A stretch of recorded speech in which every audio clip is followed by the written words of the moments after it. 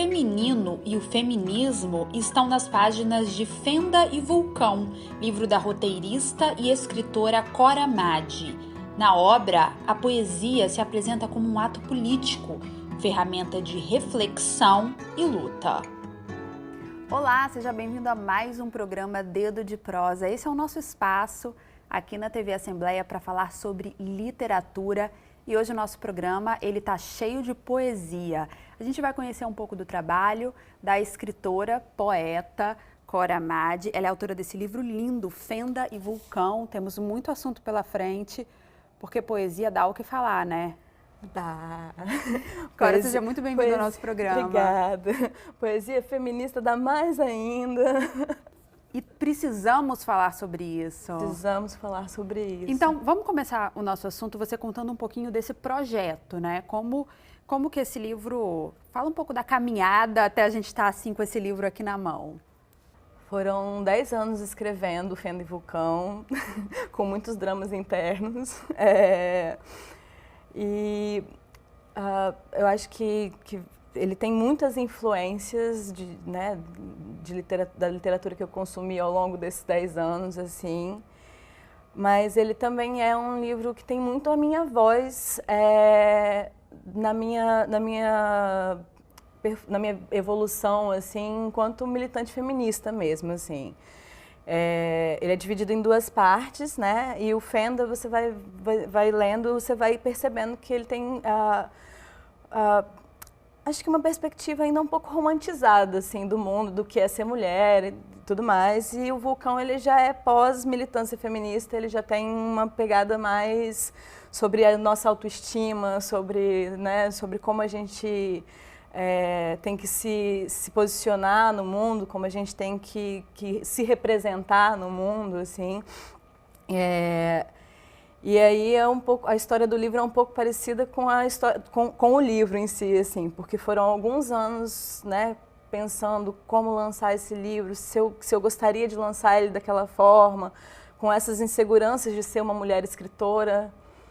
E todas as questões que envolvem isso, né? Ser uma Exatamente. mulher na literatura, né, que produz conteúdo literário. Exatamente, assim, essa coisa de às vezes se comparar com um escritor homem e vir daquela ideia antiquada de que mulher escreve uma literatura menor. Então eu acho que foi um processo de amadurecimento, o livro foi um processo de amadurecimento e eu acho que é bem evidente para quem lê, assim, também, sabe? Que ele tem uma caminhada dentro dele, assim. E talvez um processo de amadurecimento até da própria mulher, né? Da gente também rever as nossas questões, né? Rever as nossas lutas e pegar elas de fato pra gente, né? E mastigar elas, assim, né? Digerir porque todo processo de amadurecimento e todo processo artístico, ele é também um pouco doloroso, assim, né? A gente entra nos conflitos com o mundo, né? Assim, a gente passa a não aceitar tão calado algumas coisas, mas isso tudo é um processo um pouco doloroso, assim, de embate, né? E aí eu acho que é também um processo de amadurecimento dessa mulher que descobre que ela precisa brigar às vezes. De fato. E brigar com poesia, né? Estamos tentando. Nossa, que bonito isso, porque a gente é uma forma de ver a poesia como uma forma de se posicionar no mundo, como um ato político, né? Mais do que como essa ideia da poesia como algo romântico apenas, né? Como algo só de sentimento, como uma coisa só sentimental. Quer dizer, é uma forma da gente, é uma ferramenta de se posicionar no mundo também, né? Não, poesia para mim sempre foi resistência, né? Assim, sempre foi sinônimo de resistência, assim. Eu sou muito fã de Leminski. Leminski era um cara que batia muito, né? E que ali numa ironia, assim, trazia muito esse aspecto da sociedade, essa crítica à sociedade, assim. Então, para mim, poesia sempre teve um pouco desse aspecto de crítica mesmo. Lógico que a gente gostaria, né, de fazer algumas obras mais brandas, mas de vez em quando não dá a ferramenta para a gente fazer algo mais brando, a gente faz a gente resiste através da poesia e acaba saindo essa coisa meio manifesto, assim. Mas Eu acho importante essa resistência pela arte, essa resistência pela poesia e esse posicionamento do artista, esse posicionamento do poeta, assim, é o que Nina Simone falava, né? A gente tem um papel enquanto artista de refletir o nosso tempo, assim, então acho que é mais ou menos isso. Você falou que demorou alguns anos, né, para você começar, enfim, trabalhar esse projeto enquanto um livro de fato. Aconteceu alguma coisa, alguma virada aí na chave que você percebeu? Não, agora ele de fato tem um corpo de um livro, dá para trabalhar ele enquanto um projeto de um livro. Como é que foi isso? Eu tinha acho que mais ou menos umas 300 poesias escritas ao longo de um determinado período. E para fazer essa curadoria eu contei com amigos, assim, né? Tipo, a gente foi conversando e aí o Gustavo Binda, que é da Editora Maré, quando a gente chegou a esse projeto, assim, ele falou, pronto, o livro está pronto, vamos lançar. Tipo, vamos, né? E aí isso foi um pouco o que me motivou a entregar o produto final para o mundo e desapegar um pouco dele para começar a fazer coisas novas, assim, sabe? Eu acho que esse processo de curadoria, eu tenho muitos amigos da área da literatura, então acho que esse processo de curadoria meio que coletivo, assim, parece um pouco comigo também, sabe? Acho que foi a melhor forma de fazer com que esse projeto virasse um livro, assim, porque acaba que vem a opinião de muitos amigos, acho que vem as preferidas dos amigos também, tem um pouco disso, assim. Então a gente fez uma curadoria quase coletiva com vários amigos escritores, com amigos artistas de outras áreas, assim, e chegamos nesses poemas que estão no livro, que foi lançado em 2019. Agora, como foi esse processo de seleção, já que você tinha um volume muito grande de trabalhos acumulados, né, um volume grande de poesia, e foi um trabalho coletivo? O que é bom, mas como é que ficou a escritora, né, a poeta dentro desse processo? Não, a escritora deu uma surtadinha. A escritora, mas por outro lado, assim, Gabi, tem uma coisa muito importante que é você aprender a desapegar, porque eu acredito que a literatura ela é minha enquanto eu estou escrevendo. E depois ela não é mais minha, assim, ela é de todo mundo que lê. Você vai se apropriar de um poema meu de uma forma completamente diferente do que outra pessoa vai se apropriar, ou completamente diferente da forma como eu escrevi. E quanto a isso, eu sou muito tranquila, assim. E eu acho, assim, que isso é que é o bonito também da literatura, exatamente, né? Tipo, não estou fazendo poesia para ficar falando a mesma coisa para todo mundo. A pessoa vai interpretar de formas diferentes e essa mensagem vai ser boa para ela, ótimo, sabe? É isso, assim, eu acredito nesse poder que a poesia tem de se transformar de acordo com quem lê. E aí, como eu sou um pouco apegada, sair de 300 para 60 e poucos era um processo muito difícil para mim, assim. Então, eu acho que essa parte da curadoria coletiva me ajudou bastante, sabe? A não me apegar tanto, assim. A não brigar tanto por, mas eu gosto muito desse poema, deixa eu colocar ele e tal.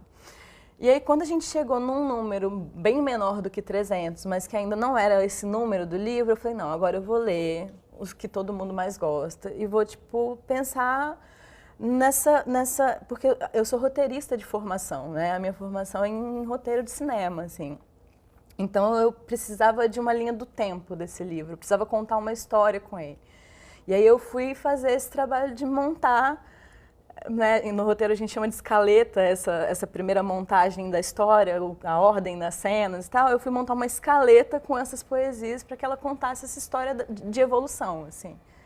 Que sai da fenda, que é essa coisa, né, interna, que é essa coisa profunda, para o vulcão, que é essa coisa de explosão, assim.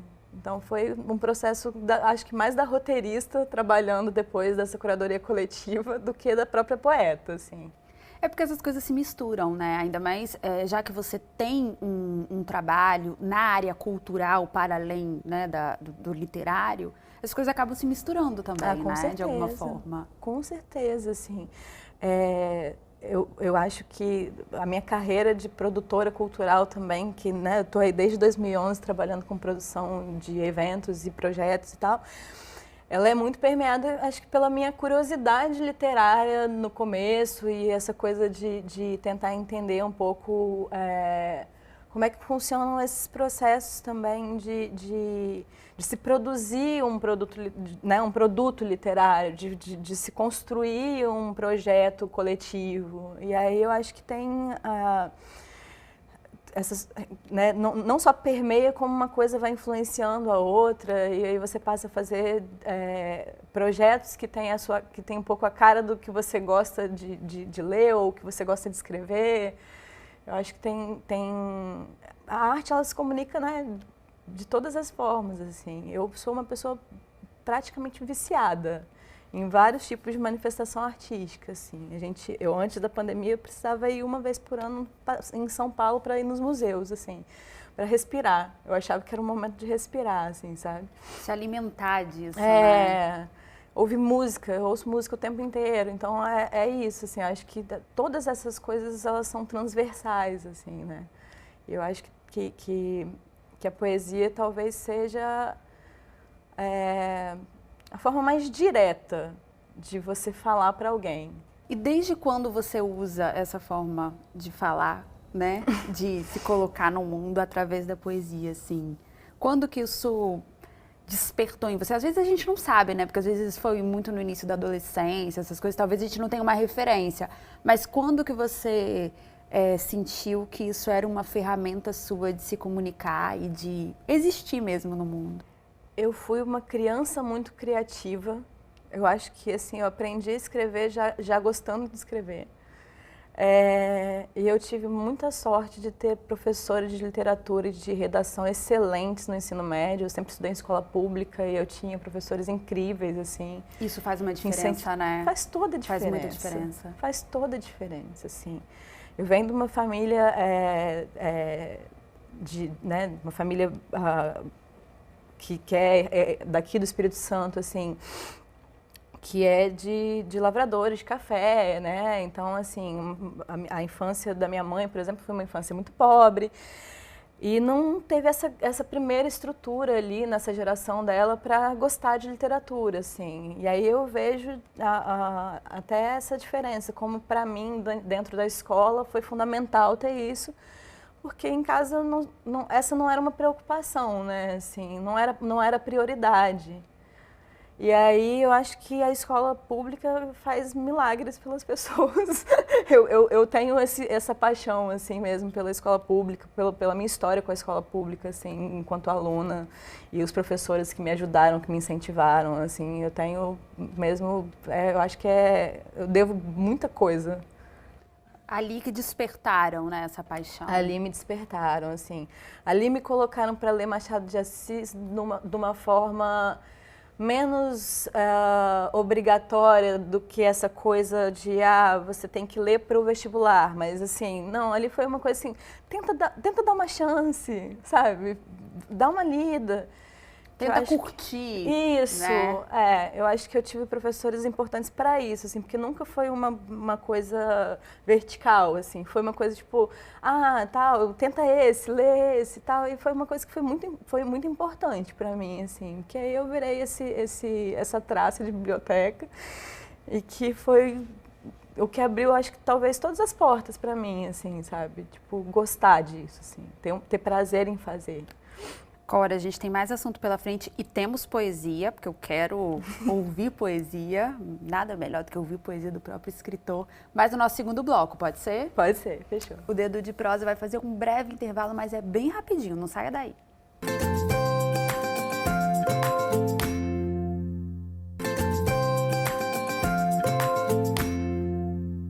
Estamos de volta com o segundo bloco do programa Dedo de Prosa. Hoje o programa está cheio de poesia. A gente já vai começar o segundo bloco com poesia. A nossa entrevistada hoje é a escritora Cora Madi, autora desse livro lindo, Fenda e Vulcão. Vamos de poesia, Cora? Vamos de poesia. Como a gente estava falando no primeiro bloco, o livro é dividido em duas partes, o Fenda e Vulcão. Eu vou ler um do Fenda e um do Vulcão. Ótimo. O do Fenda se chama 17 Semanas. Segue latejante ainda que já não sangre. Se fosse corte, se fosse corpo, arma branca ou de fogo, se fosse fenda ou buraco, afiado ou certeiro, se fosse carne, já teria cicatrizado. E o do Vulcão se chama Intensidade.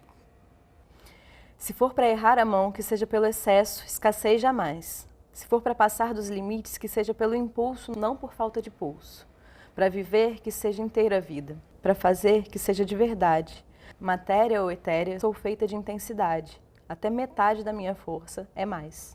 A questão do feminino, para mim, fica muito clara, né, na sua poesia. E, de fato, é, né, um tema central aí da sua poesia. Quais são as suas referências, assim? Você procurou escritoras, né, poetas, mulheres para se inspirar? Como é que foi esse processo, assim? E aí eu já aproveito e já pode ficar meio que como dica também, né, pro pessoal, para quem quiser talvez se aproximar um pouco mais da poesia, conhecer mais. Eu acho assim, eu demorei um pouco, assim, né, tipo, eu sou de uma geração que demorou um pouco para discutir essa questão da literatura, assim, feminina, mas quando eu descobri as mulheres, a minha vida mudou, assim. Hilda Hilst, sabe, foi uma coisa que foi uma pancada na minha cabeça, a primeira vez que eu li. Mas eu tenho referências muito de prosa e de poesia que se misturam na minha cabeça, assim. Eu sou muito apaixonada também pela literatura do Estado, assim. A Bernadette Lira é meu xodó da vida. A Lívia Corbellari tem uma poesia que me encanta, que é incrível, assim, que é bem contundente também. Também tem uma questão feminina também forte. Exatamente. Eu acho tão legal a gente falar disso, Cora, porque também o programa acaba que ele trabalha muito com isso, né? Com a nossa produção literária, com a produção literária local. E muitas vezes, assim, o capixaba mesmo, ele não sabe o quão bonita, de qualidade e diversa é a nossa produção literária, né? Pois é, gente, tem tanta coisa incrível. Existe um projeto chamado Elas Tramam, e nesse projeto as meninas fazem... É um projeto de textos dramatúrgicos, assim. E tem um texto incrível da Tamires Costa Batista nesse último livro desse projeto, que é, assim, uma das coisas mais impactantes que eu já vi, que é a visão... em Paixão Segundo GH, Clarice Lispector fala de uma personagem que ela demite, que é essa empregada doméstica dela, que não tem voz no livro, né? E aí a premissa da Tamires foi dar voz para essa empregada doméstica que é demitida no começo de Paixão Segundo GH, assim. E é um trabalho incrível, assim, de desconstrução, sabe? Então a gente tem tanta coisa maravilhosa, tanta mulher incrível escrevendo no Espírito Santo, a Mara Coraldello, a Marília Carreiro. Eu sou fã das mulheres do Estado, assim, muito. Mas tem uma escritora que eu sou muito apaixonada pela obra dela também, que chama Carola Saavedra, que ela escreve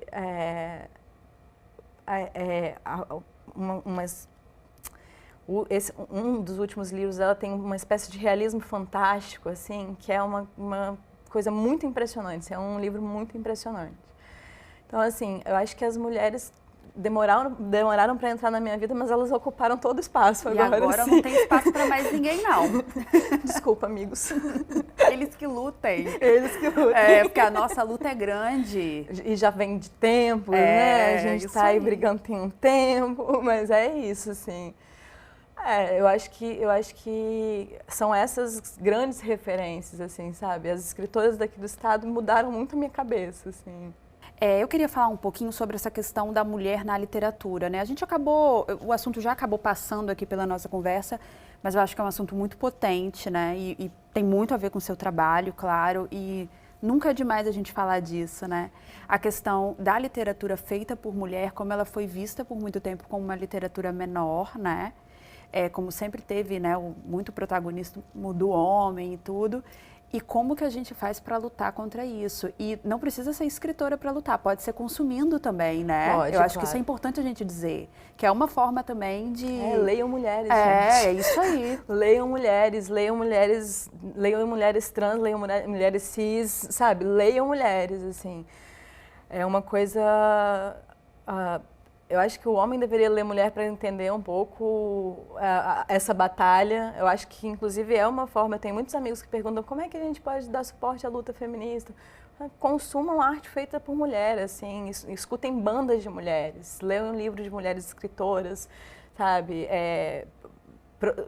leiam, busquem, pesquisem produções acadêmicas de mulheres que estão aí na pesquisa, sabe? Acho que esse é uma grande forma, um grande passo, assim, porque a gente foi deslegitimada enquanto artista, enquanto produtor de conteúdo, durante tanto tempo, sabe? A gente pensar nesse histórico de quanto tempo levou para uma mulher poder assinar seu próprio livro, sem usar um pseudônimo masculino, assim. Eu escolhi um pseudônimo para mim, né, de escritora, e eu fiz questão que ele fosse, tipo assim, bem aberto, bem com nome de menina, assim, sabe? Porque eu acho que isso tudo é muito importante, assim, sabe? Dessa identificação ser imediata, assim. Não, eu vou ler uma obra de mulher sabendo, e é isso, assim. Fazendo uma escolha. Eu acho que a gente precisa escolher mais. A gente vive num estado que tem um histórico tão ruim, né? E números tão absurdamente altos de feminicídio, de violência contra a mulher. E eu acho que a gente precisa mudar isso para ontem, assim. Eu acho que aqui a gente ainda caminha um pouco devagar demais, sabe? E eu acho que um bom passo é começar a consumir as ideias das mulheres, seja no formato que for, seja através da arte ou não, assim. Você acha que hoje essas ideias, né, das mulheres, essa produção artística feita por mulher, ela encontra abertura ou ainda tem muita barreira para você conseguir, né, colocar a sua literatura que é feminina, a sua poesia que é feminista num livro, ela ser consumida? Ainda tá difícil ainda essa luta? Sempre é. Eu acho que é muito fácil às vezes para a gente que vive nesse meio artístico cair na ilusão da bolha, assim, porque no meio que eu vivo, com as pessoas que eu convivo, é muito mais tranquilo do que já foi, assim, né? Mas a gente ainda tem lugares para acessar que esse debate nem começou a ser feito ainda, sabe? Então, eu acho que se a gente furar essa bolha, a gente vai encontrar uma resistência ainda muito grande que a gente precisa brigar feio ainda, assim. Vai ser uma luta dolorosa ainda, sabe?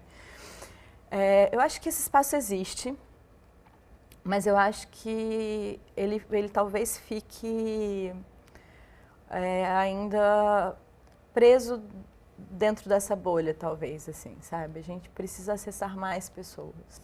É porque a gente tem, talvez, um senso comum de que a área cultural, ela né, por si só, mais aberta, mais receptiva, mas... Não, né? Não, exatamente. É o que você está falando, temos obstáculos, a luta ainda está grande. Não, né? dentro da própria bolha, a gente ainda tem que, de vez em quando, falar, gente, olha, vou pontuar isso aqui, acho que não é legal essa forma. Nesse mercado mesmo editorial, assim, é um mercado que às vezes as mulheres ainda encontram essas críticas do tipo assim, acho que você deveria escrever alguma coisa menos feminina, ou menos feminista, ou... porque existe um pouco uma discussão de que a literatura boa ela não tem gênero, assim, né? Mas... seria ótimo a gente poder fazer isso se a gente não tivesse que estar correndo atrás ainda de uma coisa que a gente ficou anos atrasada porque ninguém queria publicar um livro de uma mulher, assim. Então a gente está tentando ser feminista aqui ainda para... Agora, agora, essa ideia também de que a literatura né, não tem gênero, ela, para nós mulheres, ela é muito injusta, né? Muito. Porque ela não tem gênero mais ou menos 100%. Que é o masculino, não é isso? Eu discordo 100%, assim, porque é isso também. Tipo, quem valida esse tipo de posição acadêmica sobre a literatura boa, né? Tipo, é o homem branco ainda, assim, porque a academia ainda é um espaço muito permeado pelo homem branco. Então, assim... Eu, inclusive, não gosto desse ponto, assim. Eu acho que, cara, você tem que escrever a sua verdade, sabe? Você tem que escrever a sua verdade. Tipo, se ela é feminista, se ela é feminina, se ela é... Qual seja a classificação que o homem gosta de dar para a literatura feita por mulheres, e aí, né, não me cabe, assim. Acho que você tem que escrever o que você pensa, o que você sente, porque se você não escrever uma coisa verdadeira, você floreia e não vai bater no outro. Sabe, não acessa. Eu acho que o que é verdadeiro, todo mundo acessa, assim, todo mundo sente. Faz a conexão, Faz a né? conexão, exatamente, exatamente. Você falou no início do nosso programa, Cora, no primeiro bloco, que você tinha um volume muito grande de poesias, né? E fez todo um trabalho de curadoria, foi um trabalho coletivo e tudo. Mas o que eu quero perguntar é o seguinte, temos material para outros livros, então? Como estão os novos projetos na literatura? Olha, eu comecei um romance. Que é uma outra, né? Uma outra história aí. Eu sou muito diferente. aficionada por ficção científica e viagem no tempo, e eu comecei um romance que fala um pouco sobre isso. E aí eu acho que talvez eu queira trabalhar ele primeiro. Mas poesia é uma coisa que eu escrevo sempre, assim, né? Tipo, me dá uma angústia, eu escrevo poesia. Então talvez a gente tenha material até para mais que um livro. Sim. Mas eu acho que eu vou se aventurar. Lidar com isso, eu vou lidar com isso depois que eu terminar o romance, assim, que é uma coisa que eu quero muito fazer. E romance é um trabalho de um projeto de muito fôlego, né? Assim, costuma ser, pelo menos os escritores me contam isso. Né? Tem que ter um fôlego aí para tocar o projeto. E tem a coisa de reescrever também, porque o romance é isso, assim, você escreve, mas a parte mais interessante é quando você reescreve ele, assim, que é tirar ali os excessos e tal. É um trabalho de palavra mesmo, né? Muito intenso. Não que a poesia não seja, lógico que ela tem também, né? Obviamente, mas são demandas diferentes, né? Tem uma história para você se preocupar, né? Tem essa coisa dessa linha temporal que você tem que se preocupar, tem essa coisa, tipo, do personagem agir sempre de uma forma fiel ao que o personagem é do início ao fim, porque você não pode, tipo, fazer um personagem que não é verossímil, sabe? Então tem um trabalho técnico também dentro do romance, assim, que é um que leva mais tempo, né? Tipo, esse primeiro escrever o romance, assim, é muito tranquilo, assim, para mim, porque mas esse segundo trabalho, que ainda é escrever, que é o de reescrever, é um que vai levar um pouco mais de tempo e tal, e eu tô muito afim de terminar ele, assim. E nós também estamos muito afim que você termine.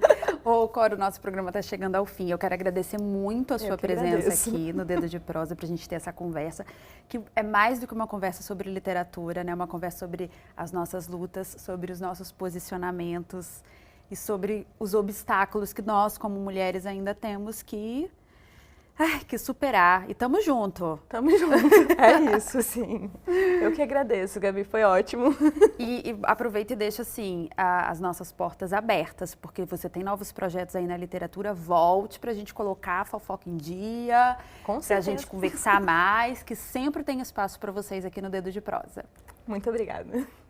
O nosso programa Dedo de Prosa de hoje fica por aqui. Eu agradeço muito a sua companhia. Continue ligado na nossa programação. TV Assembleia, mais perto de você.